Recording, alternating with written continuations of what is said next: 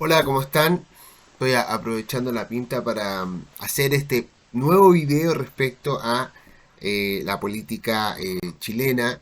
Estos últimos 10 días que han sido bastante movidos, tenemos muchos antecedentes que revisar, tenemos una especie de manotazo a la mesa por parte del presidente en la ley de presupuesto, en donde esencialmente él le pega la choreada, como se dice, al señor candidato José Antonio Kast, y con eso deja de claro algo que los analistas han establecido, dos hechos que los analistas han establecido. Primero, que el gobierno piensa que el enemigo es Kast y no es Matei, y que por tanto el candidato a vencer esencialmente es José Antonio Kast. Y de ese primer hecho se deriva un segundo hecho, que es la tesis que ha levantado más o menos la prensa derechista, es decir, al señor presidente Boric le conviene efectivamente que le conviene en el año 2029 que su contrincante en ese momento sea precisamente un candidato de derecha proveniente del gobierno de José Antonio Kast. No sabemos quién puede ser eventualmente, pero la tesis es que Boric está jugando para sí mismo. Esa es la tesis que levantó Mansur, que levantó Patricio Dulisant, no me acuerdo el apellido, en el Mercurio, esencialmente. Y después fue replicada por las otras organizaciones menos de derecha, como Radio Infinita, Canal 13. Bueno, en verdad es difícil decir que no hay tanto derecha. El mostrador quizás puede hacer un punto, obviamente Alberto Mayol es otro. Pero en lo principal, estos dos hechos lo que hacen es establecer un protagonismo en torno al binomio Kast-Boric nuevamente. Ahora, este binomio tiene su gracia, porque en algún momento ganó Boric la presidencial con el 55% de los votos, con 1 millón de votos de diferencia, y en el año 2021, y actualmente el binomio no es Kast-Boric, sino que es Jara-Kast. ¿Ah? Y en ese sentido, lo que puede ocurrir es que lo que yo creo que apuesta Boric es que Jara le vaya peor en votos que a él, algo que hemos manifestado en videos anteriores, en el sentido de que efectivamente quizás a Boric le conviene que a Jara le vaya mal, porque si a Jara le va muy bien, lo que va a ocurrir es que Jara va a ser una candidata más competitiva que él. ¿Ah? Tendrá eventualmente una mayor cantidad de votos. Si Jara saca más que el promedio de aprobación del presidente, probablemente sea mejor candidata para el año 2029. Ya, por lo menos en términos de interés electoral, las candidaturas de derecha suman un 62%. Entonces está claro que la suma de Matei con la suma de Katz, con la suma de Kaiser y de Parisi, se aproximan a esa cifra, y por tanto no hay mucho que hacer en torno a la presidencial. Así las cosas, la batalla está en la parlamentaria, una proyección de un holster que es la página de cibechile.cl, en donde le da efectivamente una ventaja bastante superior a los diputados de derecha. Dice que son 86, una en proyección basada en los resultados electorales de las elecciones municipales 2024.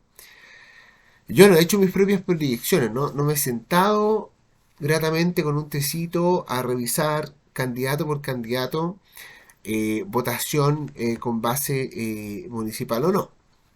No lo he hecho, creo que lo voy a hacer con la circunscripción del Maule, con la circunscripción en el Senado de Valparaíso, que son las dos batallas más interesantes, agregando también la de Aysén, que puede ser relativamente decisiva, puesto que ahí lo que hay es un carerrajismo total del candidato eh, Miguel Ángel Calisto, que pasa de demócratas a formar parte de la lista del Frente Regionalista Verde Social. Ahí es donde están las grandes batallas de las parlamentarias. Ahí está, sobre todo en consideración a que los quórum fueron modificados por parte de la legislatura anterior, precisamente como parte de un paquete de reformas constitucionales que tenía como intención el apruebo para reformar. No sé si se acuerdan de esos aforismos que aparecieron en su época, que finalmente fueron meros conductos políticos sin ningún tipo de sentido y sin ningún tipo de doctrina detrás. Y bastante espurio, puesto que no tuvo ningún resultado. Salvo que efectivamente se modificó el quórum constitucional. Ahora sí se pueden realizar modificaciones constitucionales o de leyes importantes con una mayoría simple, y en ese sentido la derecha está ahí a portas de convertirse en un conglomerado que no solamente tenga la mayoría en la presidencia, sino que además, o sea, la obtención de la presidencia y por tanto de todo el aparato del Poder Ejecutivo, sí, sino que también la obtención de la mayoría en el Senado y en la Cámara de Diputados. Cámara de Diputados 86-68, más o menos por ahí, y la Cámara de Senadores 22-26. 26 para la derecha, 22 para los otros, más dos independientes. Eso sería, o sea, sería convertirse en otra nación. Sería bastante complicado poder sostener también un gobierno de derecha en el tiempo. Yo creo que el desafío de la gobernabilidad que tiene Kast es muy impresionante. El estallido social no ha sido resuelto. No se puede decir que los problemas del estallido social eh, fueron arreglados por la coyuntura constituyente. No somos un mejor país que el 2019 y hay una cierta desesperación en torno principalmente a lo que ocurre en el mercado laboral, tanto por la ausencia del empleo como por la presión de las políticas migratorias en determinados y específicos mercados, como ayer estaba leyendo una nota de que el mercado del agro está sin mano de obra, básicamente. En un contexto internacional de una baja de precios, de una recesión económica, en donde, por ejemplo, la industria del vino vio una crisis, una de sus mayores crisis en 20 años. Entonces, también no existe la capacidad del sistema político de poder explicar por qué toma ciertas decisiones y en base a qué tipo de conducta, digamos, o de qué comportamientos de mercados o de industria. Entonces, lo que la gente quiere es menos inmigración y cagaron los empresarios agrícolas, pero ese cagaron los empresarios agrícolas genera, por supuesto, una consecuencia negativa, que es que existe una menor producción, se alzan los precios por eh, las, eh, las cosechas, la mano de obra que trabaja durante la época del verano y por tanto existe una presión inflacionaria eh, sobre el valor de los alimentos. Entonces, tenemos que más o menos conservar la serenidad en un entorno que se va volviendo esencialmente crítico. Y el presidente, cuando utiliza la plataforma del presupuesto, de la cadena nacional, Kast lo llamó cobarde, me pareció enteramente exagerado. Matei obviamente logró, siempre Matei ha estado logrando en las últimas 3 semanas puntos bastante razonados y razonables. Sin embargo, tiene la mala suerte o la desventaja que no tiene una consecuencia electoral, no está subiendo la encuesta, no se ha vuelto la gran opción. Esta apuesta de que el público concertacionista que no vota por Jara, que no sabemos cuánta cantidad de gente es, pero supongo yo que voy a razonar que es el mismo porcentaje de gente que votó por Carolina Goic. ¿Ah? Esta cifra del 8%, del 8 o 7%, que llevado al padrón nacional es 1 millón de votos, tampoco le alcanza el millón de votos para pasar del 15 al 23%, que es queda ahí, todavía en la quema, sin saber si es posible que ella pueda ganarle al candidato Kast. Ahora, y todas estas consecuencias un poco desastrosas para ella, quizás no lo sean tampoco para Chile Vamos, porque quizás lo que quiera la nación. Yo siempre he estado de acuerdo con esta frase Vox Populi, Vox Dei. Pienso que detrás de la expresión popular hay un sentido más o menos incuestionable, hay una especie de sentencia democrática inapelable y que por tanto debe respetarse porque son efectivamente las expresiones del pueblo en su conjunto, de la nación toma una decisión y hay que respetarle. Yo creo que la nación tiene la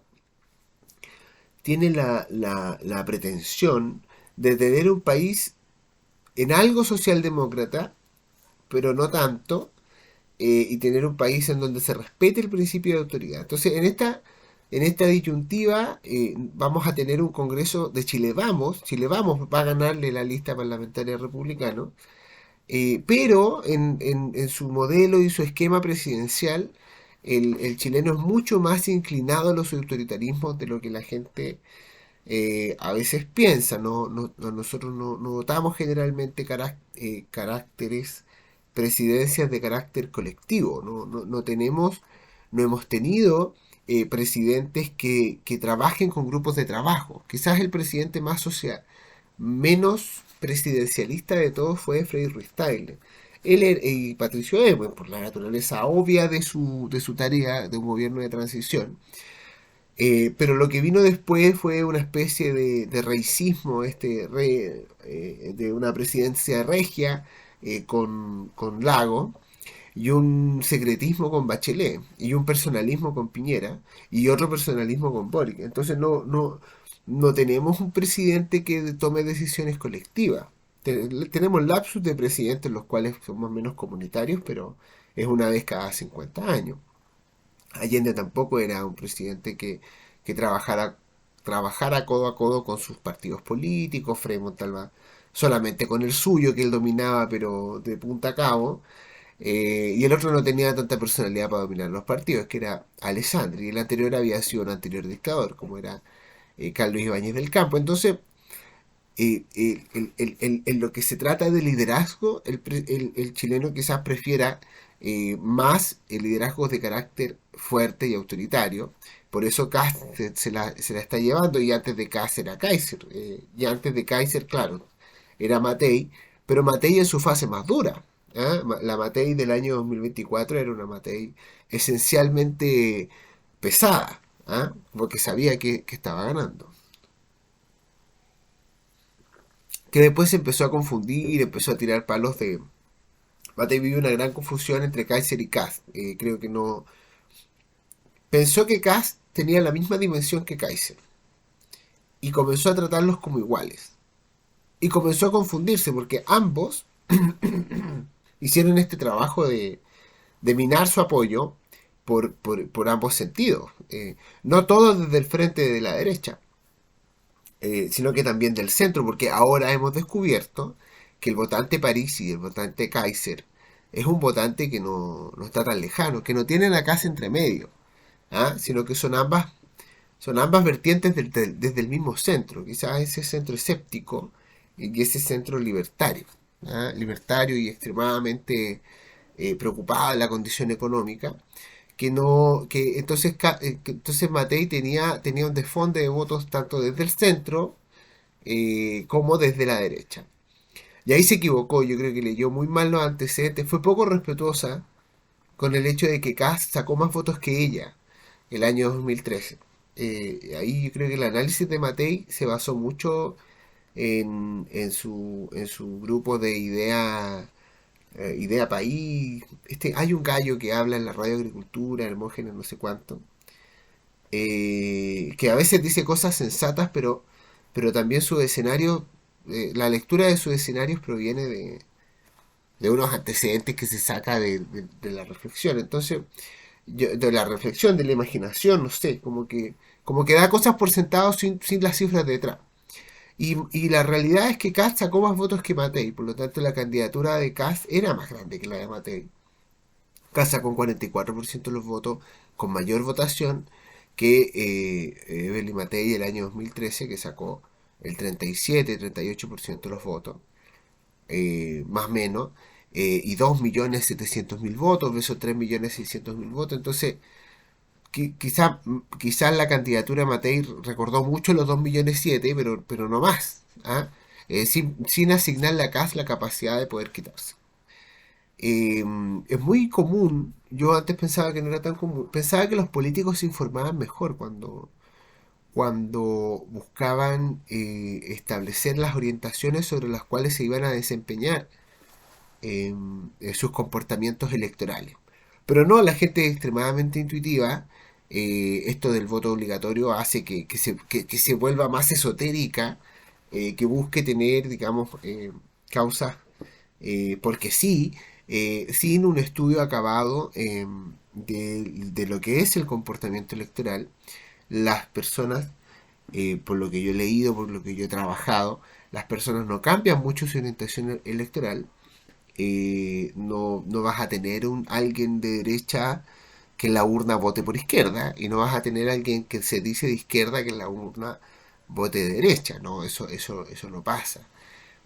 Pero lo que sí pasa, lo que sí ocurre, es que los personalismos hacen que determinadas votaciones se crucen. Entonces, cuando tú tienes un candidato que no tiene más características que la de ser del centro, efectivamente sus votos pueden provenir de cualquier tipo de orientación política.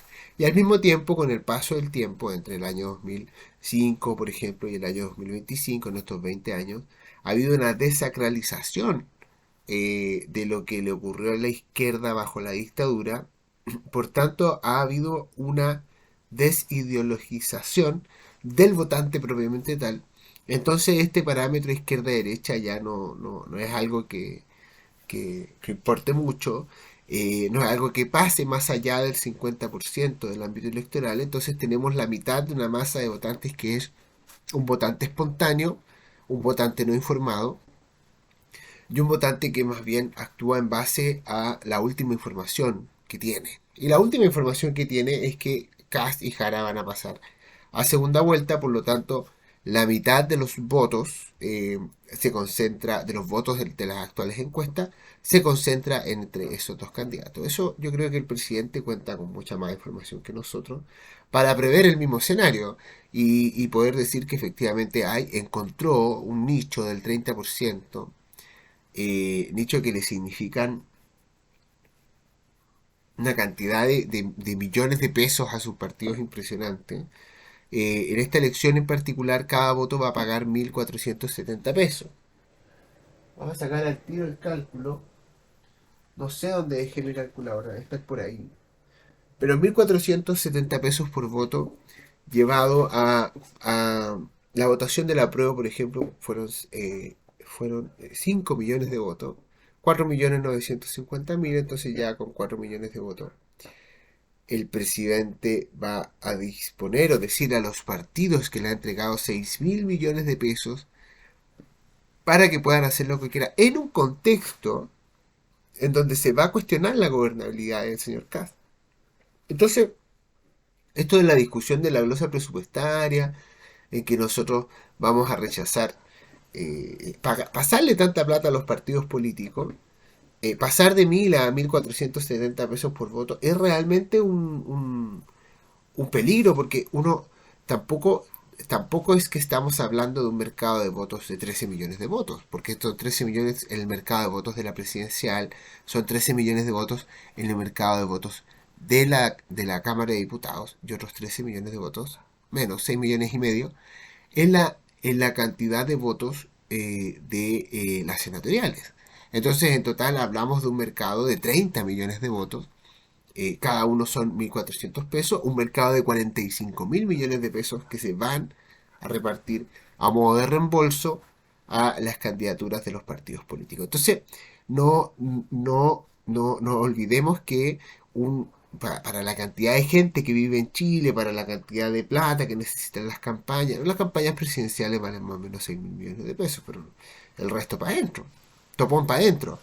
Eh, es fácil hacer un informe de 15 páginas y que te paguen 30 millones de pesos por hacerlo, en basado a tu super hiper conocimiento, tal como lo han hecho algunos ministros de la Corte Suprema, que no vamos a decir quiénes son, pero que le han pagado 30 millones de pesos por 8 páginas. Entonces, si al ministro de la Corte Suprema le aceptan eso, obviamente a un candidato, a un asesor político destacado que haga un trabajo con una firma de un compañero que tuvo en la Escuela de España, en la Universidad Carlos III, que conoció en el máster, no creo que el CERVEL tenga la capacidad de cuestionar ese gasto. En ese sentido, es una bolsa de millones la que se reparte y yo creo que Boric tomó la decisión, o sea, a mí me pasa algo con el presidente es muy astuto, es muy astuto y tal como dijo Carol Cariola en su WhatsApp a Iracy Hasler, es una mierda de persona. Entonces, eso no quiere decir que sea una mala persona, él en su interior, malo de adentro diríamos, pero no es malo de adentro, sino que en esta astucia, digamos, no le importa la relevancia de las instituciones porque fue un presidente que salió gracias a una crisis, gracias al estallido. Fue el estallido que instaló a Boric. Entonces el presidente, si quiere volver a ser presidente y necesita de una crisis, obviamente no tendría ningún problema él en que en el país hubiera una crisis siempre y cuando él apareciera como el no causante de la crisis. Y en ese sentido, obviamente jamás va a decir que él es en algo responsable, el cinismo es parte de su ADN desde que era dirigente estudiantil y dispuso de 45.000 millones de pesos a los partidos políticos, torta de las cuales ya sabemos que a lo menos 6.000 se van a ir para Jara y otros 6.000 se van a ir para sus listas parlamentarias de diputados. Entonces, los candidatos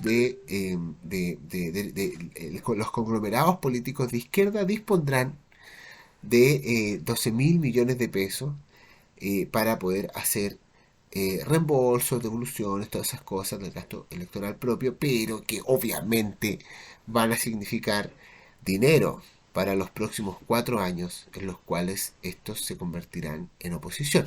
Sin contar la continuidad de la vigencia de los contratos, de los convenios establecidos con fundaciones, con ONG, que no sabemos cuánta cantidad de gente emplea, ni tampoco sabemos cuánta cantidad de gente involucra. ¿Ah? Obviamente supongo yo que la Fundación No 21 debe tener sus contratos con el Estado y después de eso sus contratos con las municipalidades sostenidas eh, eh, por dirigentes oficialistas y así vamos moviendo el dinero para pagar sueldo, pero también moviendo el dinero para el fenómeno de la agitación. La agitación requiere de dinero. Eh, el estallido social tenía un componente organizativo que era sostenido con dinero. No. Está bien que digamos que fue una explosión espontánea, pero la permanencia en la estructuración de la protesta como fenómeno a lo largo de 5 meses, 4 meses, se sostuvo precisamente con dinero, con gente que iba, que repartía agua, que se preocupaba de la salud de los protestantes, que propiciaba las condiciones para que la gente indignada protestara. ¿Ya? De eso se encarga esa estructura que mantiene la propuesta viva, los agitadores sociales, aquellas personas que pagan Facebook para que aparezcan los anuncios de protesta, para que se muevan los videos en TikTok o se muevan los videos en Twitter. Ese tipo de agitación cuesta dinero y ese dinero va a estar en manos de los conglomerados de izquierda. También sabemos que ese dinero va a estar en los conglomerados de derecha, entonces va a haber ahí una confrontación, pero en Chile la calle es de la izquierda, la derecha no ha generado un liderazgo popular que permita enfrentarse a la izquierda en una igualdad de condiciones en una protesta. Eso no existe. Yo creo que muy bien que no exista porque en caso de existir ya estaríamos, sería muy agresiva nuestra política.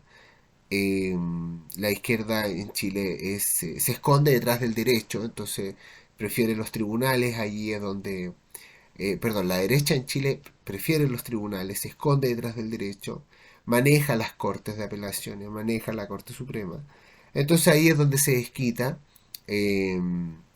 eh, y condena a sus agitadores sociales y condena a aquellos elementos que considera que se han exagerado un poco. Eh, Sin condenarse a sí mismo. O sea, los 400 personas que tuvieron trauma ocular, de los cuales gran parte de ellos se han suicidado, no tienen responsabilidad judicial alguna, porque el carabinero no sabemos si disparó o no sabemos si la bala de plomo en ese entonces el rifle tenía la capacidad de poder destruir el ojo, pero sí lo destruyó. Y al final sabemos cómo se maneja la tole tole. ¿Ah? En el desorden, la derecha institucional siempre gana, pero en la calle no la maneja porque está en manos de la izquierda.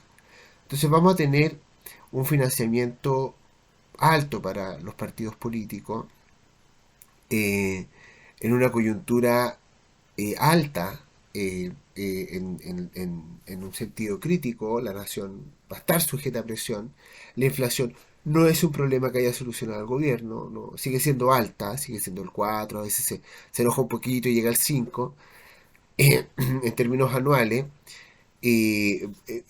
con una nación más endeudada, sin tanta capacidad de poder enfrentar los problemas de productividad que tiene, y con un país que se encuentra cada vez más descontento. Entonces eso se va a ir acumulando. Quizás la apuesta de Boric es que esto estalle en un gobierno de José Antonio Caz. Eh, Tristemente, todas las crisis se pueden convertir en un nuevo estallido. Así es nuestro carácter, bastante volcánico, bastante coincidente con nuestra geografía, accidentado, espontáneo y volcánico. Por lo tanto, eh, Caz en su presidencia va a estar muy acosado. Yo pienso que si fuera Matei la candidata elegida, electa, eso no sería tan así. Pero generalmente la gente de Chile Vamos suele tener un problema de comunicación con el entorno. De hecho, Chile Vamos tiene el grave problema que sus votantes no son el pueblo, no son el grupo económico D, no son el C3, eh, no, ni el C2, ni tampoco el E, sino que su votante es el votante ABC1, ese es el votante de derecha por excelencia, y por tanto no tiene una conexión con la calle y al no tenerla no tiene un control en la calle.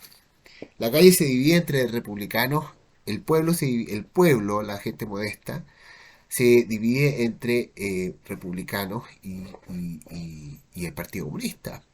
Y sus expresiones más de elite son el Frente Amplio y Chile Vamos, eh, dentro de esta masa izquierda-derecha. Afortunadamente la mitad de Chile no le interesa tanto la política, le interesa qué es lo que le ocurre, y en ese sentido Kast y Matei pueden tener un control sobre qué es lo que está pasando, precisamente teniendo un control sobre la economía y la migración. Yo creo que Kast fue bastante asertivo en el momento en que conforma la temática del escenario sobre el cual se va a desenvolver su elección. En el sentido de que si uno hubiese puesto el foco en la economía, ahora claramente tendría un problema porque el presupuesto no le va a pasar ni uno, la glosa republicana desapareció. Otra inelegancia del presidente Boris, que sabemos para quién trabaja, es decir, para él mismo, una elegancia muy decepcionante porque puede hacer rajatabla del pasado sin que le importen las instituciones. Eso a mí como ciudadano me decepciona mucho. Siempre presente con esa astucia. Pero no, Kass lo que hizo fue convertir a la seguridad en el gran tema, y al convertir a la seguridad en el gran tema puede tener resultados muy pronto, o sea, puede llegar el 12 de marzo y firmar un estado de excepción y cerrar la frontera, lo cual le entregaría réditos inmediatos, mantendría su respaldo popular estandarizado en una cifra del 30%, al igual que el actual presidente, o quizás un poco más, por ser de derecha necesitar un 40% de aprobación, para que el país no se le vaya en collera, digamos, y no se encienda la calle. Calle que va a estar muy proclive a ser encendida. De ser pasto verde se va a convertir en pasto seco a partir del 11 de marzo del 2026. En ese sentido, Katz fue inteligente porque estableció la seguridad como primer tema principal y como segundo tema principal la migración. Y como tercer tema está la economía, la vivienda, eh, el endeudamiento. Eso ya quizás no son temas tan importantes, pero ya cumpliendo con los dos primeros, Katz puede decir que ha hecho su tarea. Y los dos primeros son los más fáciles, porque la migración basta reglamentaciones administrativas severas y en la seguridad basta llevar a los milicos a la calle, cosa que yo creo que ya está socialmente aceptada. Ahora, la candidatura de Jara tampoco ha perdido protagonismo porque tampoco le ha manifestado a la candidatura de Kass esto que hablamos hace más o menos 4 meses o 3 meses, de que cómo va a ser el país bajo un gobierno de derecha, los peligros de la gobernabilidad de la ultraderecha, que no sean precisamente problemas valóricos, porque eso ya nosotros todos lo sabemos, todos lo tenemos incorporado, y de tanto decirlo quizás la gente ya hasta lo acepta. No yo, sino que la gente en general. La gravitancia del tema del aborto perdió fuerza. La gravitancia del peligro de los derechos de las personas LGBT y más también perdió fuerza. No es la gravitancia de la desaparición del bosque nativo y del medio ambiente perdió fuerza. La gravitancia de los entornos de los entornos poblados que viven sin agua, perdieron fuerza. Entonces la candidata Jara, manifestando la importancia de esos puntos, simplemente va a seguir hablándole al 30% y perdiendo su elección y arrastrando consigo también la pérdida de votos por parte del conglomerado Unidad para Chile, de 9 partidos políticos de la cual ella es representante. Y obviamente una pérdida de liderazgo frente a lo que podría ser una eventual candidatura de Boric. En ese sentido yo creo que Jara tiene mucho que aprender. Es bastante ingenua, se le ve cansada, se le ve chata, se le ve molesta.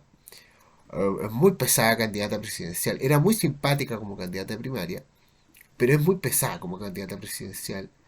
A mí me molesta la forma hasta en la que habla, ese tono siempre tan condescendiente y esa falta de ambición.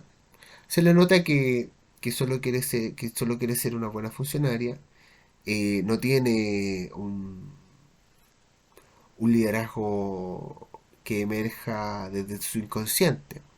No tiene una ambición, perdón, que emerja de su subconsciente. Yo no sé si ella quiere ser tanto presidenta de Chile como Kast, que sí se le nota a kilómetros que quiere ser presidente, o como Boric, que se le nota a kilómetros que quiere ser el líder de la izquierda latinoamericana y el mejor político del mundo. Yo lamento escuchar a veces a cercanos por Instagram o por redes sociales escribir que Boric es un excelente político. Yo creo que la historia lo va a poner en su lugar y después nos vamos a dar cuenta quién es. Estoy muy decepcionado de él, creo que es un mal presidente. Voy a dejarlo hasta ahí, la historia después lo juzgará. Y en ese sentido, Jara tiene una base de escaso entusiasmo notorio, una pesadez al decir las cosas notorias, y un programa que vale, pero un champiñón. Y en ese champiñón se pierde, se difumina. Sin embargo, ella puede alcanzar el milagro, es decir, tener más votos que los 4.400.000 votos que tuvo Boric en su momento. Así que, candidata Jara, por favor, póngale un poco más de empeño, sea más simpática y sonría más para que eh, eh, exista un candidato de izquierda que no sea el actual presidente y no volvamos a caer en estos binomios ridículos de 4 años de la derecha, 4 años de la izquierda, 4 años de la derecha, 4 años de la izquierda, porque al final no vamos a salir de ahí nunca y nos vamos a convertir lentamente en un país más subdesarrollado de lo que ya somos. En el sentido, no hablo de un subdesarrollo material, porque en ese sentido Chile es un país bastante avanzado, sino el subdesarrollo político, esta forma tan instintiva de debatir, esta escasa perspectiva histórica que hay, eh, los planes, no estamos hablando de ningún tema grandilocuente en la actual campaña presidencial, estamos más bien arrastrándonos por el suelo siempre con todos los temas. No hay una, ¿cómo decirlo? No hay una algo que inspira la grandeza, sino que básicamente cosas que son nimiedades, pequeñas. eh, no sé, yo recuerdo cuando pequeño los temas eran un poco más interesantes. Hasta el 2009, ahí ya después con la aparición de Meo, quizás todos nos metimos en su mismo barro. Veo también que está en una posición muy desmejorada, la gente ya no lo quiere, la tele ya no lo quiere, ya no es interesante escucharlo. Yo no sé por qué, en el caso de Parisi, él mantiene tan presente su votación. Yo creo que sí, él tiene una ventaja.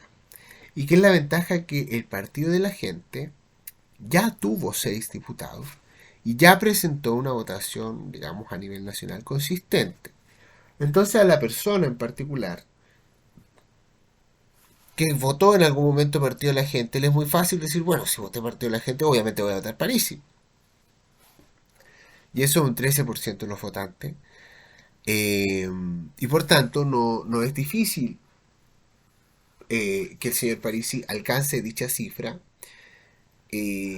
Pero claro, en términos discursivos, en términos cualitativos, en la candidatura Parisi no tiene pero ni pie ni cabeza. Un programa aún más desordenado que el anterior, con un personalismo aún más exacerbado que la vez anterior. Pamela Gili, yo pensaba que Pamela Gili iba a tener un rol más preponderante, igual que el abuelo, Pablo Maltés, su esposo, pareja, no sé, dentro de la campaña, pero no, Pamela Giles salió una vez y después se escondió. Quizás ahora en estos 40 días que quedan de campaña, no se vaya a esconder más y comienza a aparecer, digamos, quizás sea como la pastillita para el final, el empuje final para ganar la Matei. Pero no creo que Matei gane, o sea, perdón, no creo que Matei salga cuarta. Sería verdaderamente una tragedia, una falta de respeto incluso con su propia trayectoria. Lo que sí quiero que ocurra es que Meo salga último.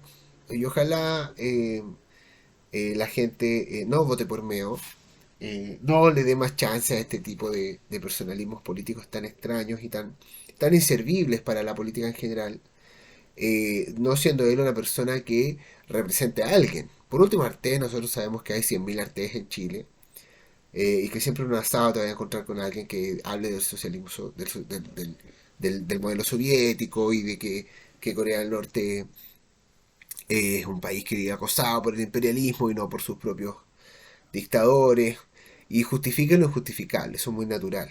Eh, Todos tenemos derecho a la diversidad. Lo que no es tenemos derecho a ejercer la estupidez, y yo creo que Meo no debiera ejercer más la estupidez y ojalá nunca más aparezca en la política. Porque básicamente, ¿para qué? ¿Ah?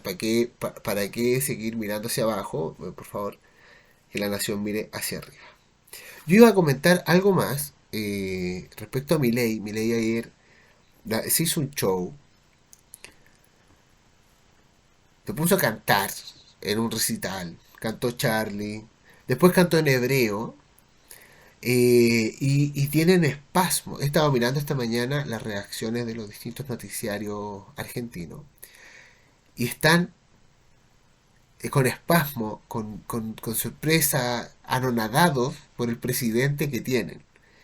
Estaba muy debilitado, le había ido bien en el viaje a Estados Unidos, Trump le dijo que le iba a prestar 20.000 millones de dólares, después dijeron que no eran tan así, volvió a caer el mercado en crisis, tuvo una mini corrida bancaria, de pesos, mejor dicho, y su candidato principal a la legislatura de Buenos Aires, como diputado, José Luis Espert, un hombre de su misma calaña, economista, muy libertario, apareció vinculado a liderazgos con narcotraficantes, efectivamente una persona que estaba siendo investigada en Estados Unidos por redes de lavado de dinero y narcotráfico, le habría prestado su avión unas 41 veces, y por tanto obviamente ahí hay una amistad consolidada.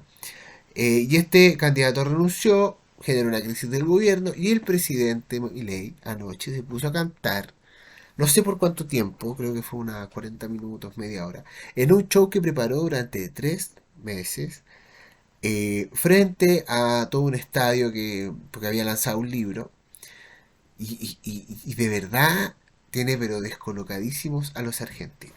Yo, así en lo personal, pienso que es una excelente movida.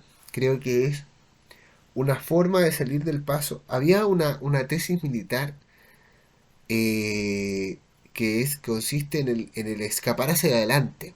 Digamos. Entonces algo así como lo que hizo Bernardo Higgins en el desastre de Rancagua.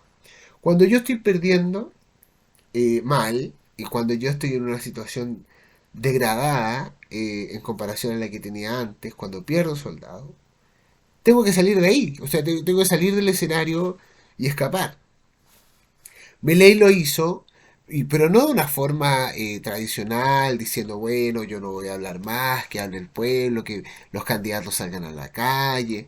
No lanzó no fue a un banco a hablar a una conferencia. No, recurrió al argentinismo puro y duro de la barra brava, de la hinchada. La reunió en un centro de convenciones y la hizo cantar canciones argentinas y judías. Eh, eso, eso lo único que genera en él es, digamos, ya simpatía, ya, porque ya no me puedo enojar con un tipo que hace el ridículo tanto, y mantiene su votación. Mantiene su votación porque es una forma de escapar del contexto crítico de la esquina del boxeo, de la esquina del ring. Sale de ahí con una sorpresa, con una estupidez, con una tontería. Vamos a estar hablando de este cringe gigantesco por lo menos un año, no sé, un mes. eh, y apuesta, es una gran apuesta respecto a cómo le irá a su futuro político, que puede o decaer grandemente o no. Yo me acordé cuando salió la conferencia de prensa de Boric hablar del tema de Monsalve. Boric estaba también contra las cuerdas, o sea, lo lógico era que renunciara Carolina Toá, la jefa de Monsalve. Y lo lógico es que él hiciera una especie de autocrítica por prestarle el avión sabiendo que había sido acusado de violación. Para ir a despedir a la familia, una cosa inentendible.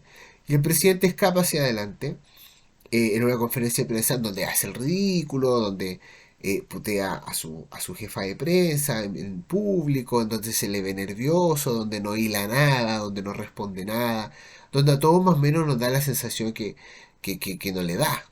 ¿Ah? Y que por tanto no sería posible ejercer sobre él responsabilidades, porque él no es capaz siquiera de hilvanar y darse cuenta qué tipo de responsabilidades le caben en el cargo. Y ese es el problema de elegir gente poco seria en cargos de elección popular, porque nos dan respuestas poco serias. Y una de ellas es, en un caso, dar una conferencia de prensa de antología verdaderamente ridícula, en donde no se pone a hablar de que él, su opinión personal, olvidándose que es presidente, sin siquiera pedir disculpas. Y él, en otro caso, un poquito más exacerbado, como siempre lo es la política argentina, bastante mediática, un presidente que arma su propio recital. Pero ambas son expresiones del mismo fenómeno. Estamos eligiendo líderes políticos poco serios. Eh, yo a Jara no la encuentro poco seria, pero es pesada. Entonces, en su pesadez dice cosas poco serias, como un día que Cuba no es una democracia diferente, y al otro día, cuando le conviene, que Cuba no tiene problemas con su democracia. Cast, evidentemente, un tipo extremadamente serio. No sé a qué nos va a llevar el liderazgo de Cast. No sé qué va a generar en nosotros si es presidente. Yo estoy así, aún triste de votar por Matei. Pero en verdad no sé por quién voy a votar. Tampoco tengo decidido mi voto en diputado. Me corresponde Santiago, por supuesto, Estación Mapocho. Y ahí veré qué hago. Pero sí espero votar por gente seria. ¿Ah? Y saber que en la papeleta hay candidatos serios también. Esa falta de seriedad eh, nos puede estar generando un problema. Que sociedad es poco seria. En el sentido, por ejemplo, de que la IA, yo aquí voy a deslizar una crítica personal, la IA fomenta, esto lo estaba leyendo en una nota en el Mercurio también y he visto otras informaciones aparecidas en prensa, de que la IA está efectivamente generando un problema de reflexión en torno a no a las decisiones, sino a la forma de comunicar las decisiones. Entonces, estamos en un entorno en el cual mucha gente ocupa IA para muchas cosas, porque quiere hacer otras cosas, pero pierde su capacidad de reflexionar. Y por tanto, ojalá que esta mezcla de liderazgo poco serios y pérdida de capacidad de reflexión, ya no de la mitad que no le importa, que ya sabemos que es así, que es bastante espontánea su decisión, sino de la mitad que le importa, es decir, la mitad que delibera políticamente de manera constante, no convierta a este país en un circo. Ya, eso. Muchas gracias, que estén muy bien y tengan un excelente día.